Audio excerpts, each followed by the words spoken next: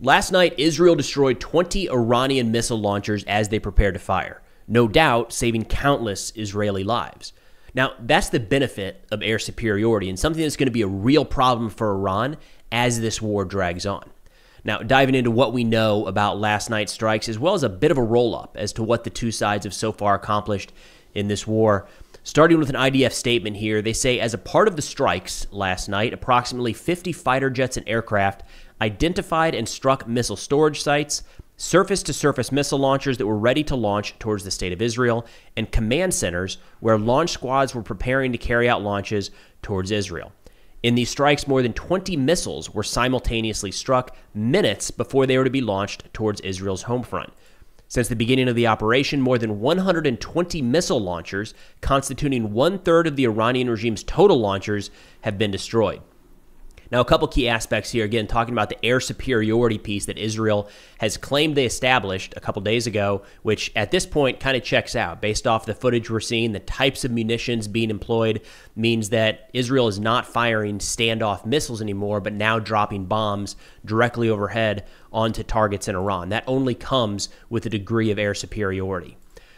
Now, what this also another benefit here to Israel is they're able to have aircraft overhead in real time monitoring some of these locations where Iranian missile trucks may be moving out from underground storage facilities. This is the choke point in the Iranian missile program. They have estimated thousands of missiles from short range to long range that can do significant damage, and we've seen what that has done to cities and buildings in Israel in recent days, but getting those missiles from their underground storage facility out to a launch point is a bit of a challenge. Now, there are static launch platforms, no doubt, all across Iran, but the challenge with a static platform is as soon as that first missile is launched, Israel has the location identified and can, over time, destroy that or degrade it to where it's no longer useful. A mobile platform, much harder to track. This is, of course, the big issue and has been for a lot of conflicts. They can move around the battlefield. So they launch and they relocate, and all of a sudden you don't know where that next launch is going to come from. With real-time overhead surveillance that Israel has, at least in some portions of western Iran, they're able to identify these missile launch trucks, these launch platforms, and hit them one after the other. So instead of having to destroy 4,000 or intercept 4,000 Iranian missiles, Israel is going after, in this case, the Archer, not the Arrow, as we saw Ukraine do, taking out some of the bombers in Russia a couple weeks ago. Now, to that end, we got some additional battle damage assessments here. This one coming from the Kamerbad missile base. Again, sticking to kind of this component of the missile arsenal being taken out. In this case, this was imagery put together by Damian Simon, I believe. I'll link his profile in the description below. But you can see in some of these cases, it's very clear what happened, right? Starting in the upper left, we've got buildings that used to be there that are just gone. Yesterday, in looking at some battle damage assessments from some airfields, we saw small holes in the top of overhead protective structures where hangars, where military aircraft would be stored. Not entirely possible to say exactly what the damage would be underneath that. In this case, it's pretty clear because there's nothing left.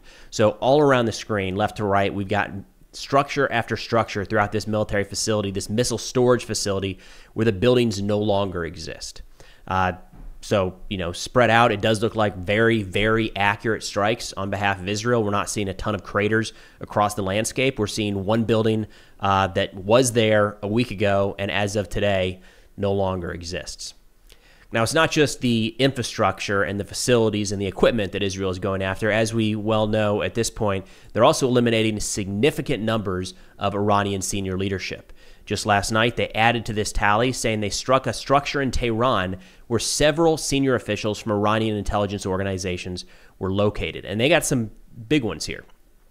In this strike, Israel says they eliminated the head of the IRGC intelligence, as well as his deputy, and the head of the Quds Force intelligence department and his deputy were all eliminated. Raises the question of what are all these dudes doing hanging out in one spot when Israel is flying a significant number of armed aircraft overhead, but that's neither here nor there. Now, some details on these individuals here, and actually some relevance to us here in the United States. The head of the IRGC Intel, Mohammad Kazemeh, who's been in the position since 2022, responsible for counterintelligence, espionage, and targeting opponents of the regime inside of Iran. The other one here, I feel like, has a little more relevance to us in the United States. This is the head of the Quds Force Intelligence, Mohsen Bakri, and his deputy were responsible for operational and intelligence support to members of the Iran axis of terror, including Hezbollah, Hamas, the Houthis, and militias in Iraq. The Quds Force, the best way to look at that is like a special forces type deal where they embed with groups across the region and kind of serve as a conduit of Iranian support. So when we think of the role that might have played in the Middle East over the years, we have to, of course, consider the U.S. invasion of Iraq. And shortly after, they were involved from the beginning, but especially when you look at the civil war and some of the most violent times in Iraq, especially when you're talking about the Shiite militias that the U.S. was combating in certain areas in and around Baghdad was a big one. A lot of Iranian involvement there, direct and indirect. So there was training and funding, and there were more than one case where Iranian operatives were arrested or detained as a part of raids tied directly to operations that killed American service members. So the Quds Force, when you're talking about the proxy network, that's their baby. So the elimination of the head of their intel is a big, big win for Israel and a significant knock to Iran. Another statement here coming from the IDF spokesperson, Brigadier General Defrin. He said, quote, "Last night, 2 missile barrages were launched towards Israeli territory. A total of 65 missiles and dozens of UAVs or drones were launched, most of which were intercepted by our aerial and naval defense systems. Last night, we identified impacts in 4 different areas of northern and central Israel. Regrettably, 8 civilians were killed and dozens were injured. This is precisely why we launched the operation, to eliminate the existential threat posed to the state of Israel, the nuclear and missile threat. We will eliminate this threat. Difficult days still lie ahead. We will get through this together, and we will win." And no doubt there was damage caused by last night's strikes. We've seen the footage. We've seen the footage not just of the missile launches coming from Iran, but also some interceptions over Israeli territory, or as the missiles approached Israeli territory, and then a fair number that did get through. And Israel actually talked to that as to the number that actually, or the percentage that made it through over the course of the last couple days. But first, turning to the IRGC statement on this strike, they say, "In this operation, the criminal Zionist regime's command and control systems were targeted using innovative methods, confusing the enemy's multi-layered defense systems. The innovations and capabilities employed in this operation resulted in the missiles hitting their targets within the occupied territories with great accuracy and success. This operation demonstrated the erroneous assessments and miscalculations of the delusional Zionist enemy and its American protectors regarding the Islamic Republic of Iran. They must now witness the collapse of this usurping Zionist entity. We affirm that effective, precise, and targeted operations against the vital targets of this artificial and criminal entity will continue until its complete demise." A bit of a shift in the rhetoric there coming from the IRGC. They, of course, have always said this out loud. It's no question. They're going to continue attacking Israel until their complete demise, until they're gone, is the IRGC's stated claim there. In recent days, we've seen a lot more language from Iranian officials about the attacks will continue until Israel stops attacking Iran. I don't think that's going to happen anytime soon. So maybe this is, not just a sub note, but actually a noticeable change, that they're going back to the drawing board and saying, so much for just tit for tat. We're going to be in this until we eliminate Israel entirely. Now, another important piece here is I want to stress that the IRGC is saying these targets were all effectively destroyed and hit. So they only went after command and control systems is what they say they were targeting, and they say it resulted in great accuracy and success, striking all of them. Now, when we look at some of the footage coming out of Israel, there's some clear residential structures that were hit once again. And as mentioned, in any one of these strikes, there's always a couple different things at play. One is, and we don't know this, there's no way to know this, one is the deliberate targeting of civilian infrastructure. The next is the loose targeting, as in we're trying to hit something within a few kilometers of that, even though there's civilian infrastructure, we don't care, it doesn't really matter. And then the third is that a missile misses. So they are actually targeting some sort of military infrastructure that flies off track or is partially intercepted and ends up hitting some sort of residential structure or civilian building. Could be any one of those or a mix. Now, one key note when looking at the Iranian attacks so far is it does appear that There are other Israeli military bases outside of city centers they could be targeting, especially some of the air bases that are the ones inflicting the most damage on Iran. So at the very least, it looks like in this case, while Iran says they are going after military facilities and headquarters facilities and offices and things like that, at the very least, I think we have to say that they're relatively loose in their targeting and not at all concerned with the civilian casualties in and around those strikes. Now, looking at last night's strike specifically, they say in last night's attack on central Israel in the Haifa area around 4 a.m., some 40 missiles were fired. There were 3 major impact sites in the overnight attack, killing 8 people and wounding 95. In all, 24 people have so far been killed in Iran's ballistic missile attacks since Friday. Israel says that Iran's barrages consist of some 30 to 60 missiles each, according to the IDF. Military officials say that Iran has sought to fire more, including hundreds at a time, but Israeli Air Force strikes on ballistic missile launchers in Iran are disrupting their attacks. And there's a good way to look at that is if we're talking about 120 launchers was the estimated number thrown out by Israel. If that has been reduced by a third, you have to assume that the overall launches in each wave are roughly reduced by 30%. Now, a lot of times these launchers could fire, go back, reload, and fire another barrage, a few hours later, maybe. But no doubt, the elimination of some of those launchers is reducing the overall quantity of missiles that Iran can fire day in and day out. Now, in talking about some of the missiles that get through, we've talked about this a couple times. Air defense is never a 100% game. It does not matter how many interceptors you have, how many platforms you have, or how advanced they are. Munitions get through. It's just the nature of the beast at this point. Israel says that in each barrage, between 5 and 10% of the missiles leak and impact inside of Israel. They say this includes missiles that the IDF does not try to shoot down according to protocol, and we've talked about that before. What that means is a missile that is detected, you pick it up on the radar, and they say that one right now, based off of its trajectory, appears that it's going to land out in the middle of an open field or in the middle of a lake, let's say. They'll let that one continue flying right on by. There's no need to waste an interceptor on something that isn't going to cause significant damage or any casualties. That is a portion of these that get through. And that's something to keep in mind as you see footage of Tel Aviv and other portions of Israel during some of these strikes. Not every one of those impacts that you see is necessarily striking a target. Some of those are misses or some of those are partial interceptions crashing down outside of their designated target area. Additionally, Israel says that some missiles failed to intercept, which did hit in urban areas and caused casualties and damage. They say most of Iran's ballistic missile fire has been aimed at Tel Aviv and Haifa, which are densely populated. This means that the few missiles that are not intercepted are likely to cause harm. So if we go back a couple months to when Iran tried to hit a couple Israeli air bases, especially where the F-35s are located, they hit some structures, they missed others. Nothing really came of that, because the miss was just kind of in the middle of a runway and there were no casualties, no additional damage. It was a little crater and then you move on with your day. In this case, let's say there are government offices that Iran is going after.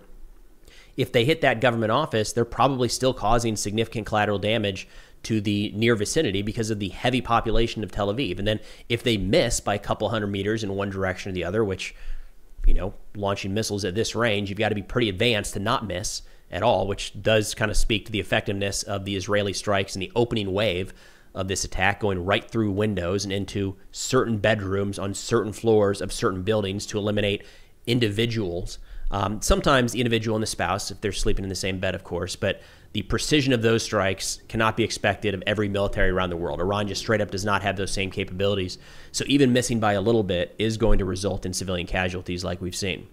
Now, to that note, the U.S. Embassy actually overnight took some damage. Not a direct hit, no indications that the U.S. Embassy was directly targeted, but again, kind of speaks to the loose targeting, that there are Americans in that embassy, and apparently Iran is not at all concerned about a little bit of a stray heading over and actually killing an American there in that location. The official Twitter account said the U.S. Embassy in Israel and consulate will officially remain closed today as shelter in place is still in effect. Some minor damage from concussions of Iranian missiles hits near the embassy branch, but no injuries to U.S. personnel. My understanding is that concussions was not the people there necessarily, but more the concussive blast, maybe. Nonetheless, they say no damage, no injuries to U.S. personnel there, which could be the trigger point for the U.S. to get more directly involved in striking Iran. Now, looking at a comparison here of what the two sides have so far achieved in these strikes, it's apples to oranges in a lot of ways. I mean, I'm scouring Telegram to try to find videos, following a lot of very pro-Iran, pro-regime channels, and grabbing some of their footage and looking at their battle damage assessments.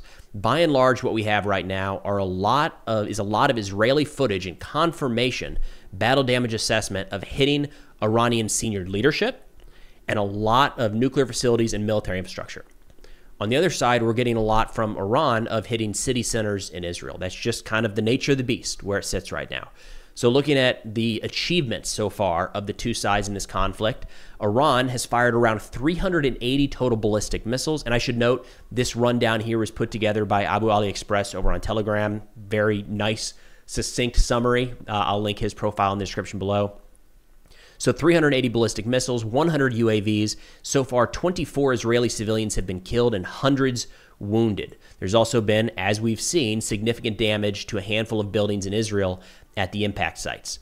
That's what Iran has so far accomplished. We have no indications that any Israeli military equipment has been destroyed, no indications that the airfields are out of commission because there's still massive numbers of aircraft flying over Iran. No indications that any senior Israeli officials have been even wounded. I think we had 7 Israeli soldiers lightly wounded 2 days ago. They're already back in service. So that is the Iranian assessment so far. Israel's achievements, 120 out of 360 Iranian ballistic missile launchers have been destroyed. 15 senior nuclear scientists have been eliminated. Dozens of senior military officials have been killed, including the commander of the IRGC, the chief of staff of the Iranian the Iranian Armed Forces. We've got the head of the Air and Space Forces, the UAV forces. Earlier today, multiple heads of their intelligence apparatus. The list goes on and on and on. Israel has achieved air superiority over Iranian airspace, and yesterday we saw a strike deep into Iranian airspace in the northeastern portion of the country. And based off of how the strikes are playing out, it does look like the majority of Iranian air defense, especially in the west and over Tehran, notably, has been pretty effectively neutered. We don't know the extent of the damage quite yet, but it is clear that the nuclear facilities at Natanz and Isfahan have been hit. At least some of the above-ground portions have been destroyed. There's been minor damage inflicted on some of the facilities next to the Fordo nuclear facility, which our understanding is that it sits around 90 meters total underground. Yesterday, we ran through some battle damage assessments of a couple Israeli airfields where the runways were cratered, and there's some clear damage to sheltered aircraft. You can see the puncture hole right through the top of those structures. If there was anything in there, it was probably destroyed. We know that at least one Iranian refueling aircraft was destroyed. We have that video. And then over the course of the last couple of days, we've seen an increase in the targeting of economic targets like fuel depots and refineries. It is not close right now. Iran, there's a lot of reasons to believe that Iran is teetering. I think that's probably a little premature to say that Iran is close to the end, but everything is trending in that direction as of now. They're losing their capabilities, those ballistic missile launchers, to effectively retaliate, and the air superiority is just going to be a major, major issue for Iran doing anything going forward. That does not mean strikes against Israel are going to stop. I would expect these to continue for the foreseeable future. That is what Iran has at their disposal, and there's probably going to be quite a few more Israeli casualties before this comes to a close, or before it even gets close to coming to a close. Another note here worth mentioning is that as all of this is playing out, in yesterday's video, we talked about the possibility of the United States getting involved. And I do think there's a couple of reasons why the U.S. might want to. We have heard that Israel has asked the United States for some assistance, especially in striking some of these underground nuclear facilities. It would get that job done faster, is probably the best way to put it. Over time, Israel will be able to knock those out of commission almost entirely, almost certainly.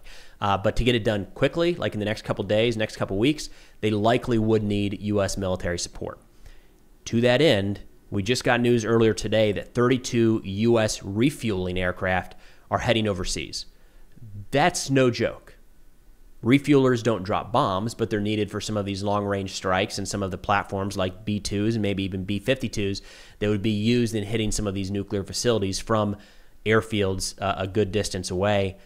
32 tankers is a significant number moving to a handful of countries in the EU.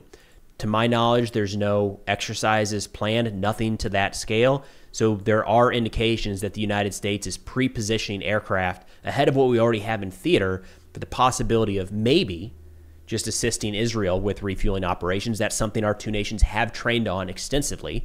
Also, the possibility that the United States has those tankers over there so our own bombers can start hitting Iran. But that is a pretty significant development kind of flying under the radar right now. Now, I want to stress again, there's pretty strong emotions in both directions here in the United States right now around we should support Israel and start sending in aircraft to finally, once and for all, eliminate the Iranian nuclear threat. And others saying, no chance at all. We are not getting involved. We should not be doing anything, even intercepting munitions being fired by Iran. That is still very much an ongoing debate at the highest levels here in the United States with pretty powerful voices on both sides. So it's not clear the direction we're going to take, but the relocation of those refueling aircraft does kind of suggest that we're at least getting ready in the event that decision is made to, if not strike Iran ourselves, more directly support Israel in their attacks. But that's all I've got for now. Thanks for watching, and I'll see y'all next time.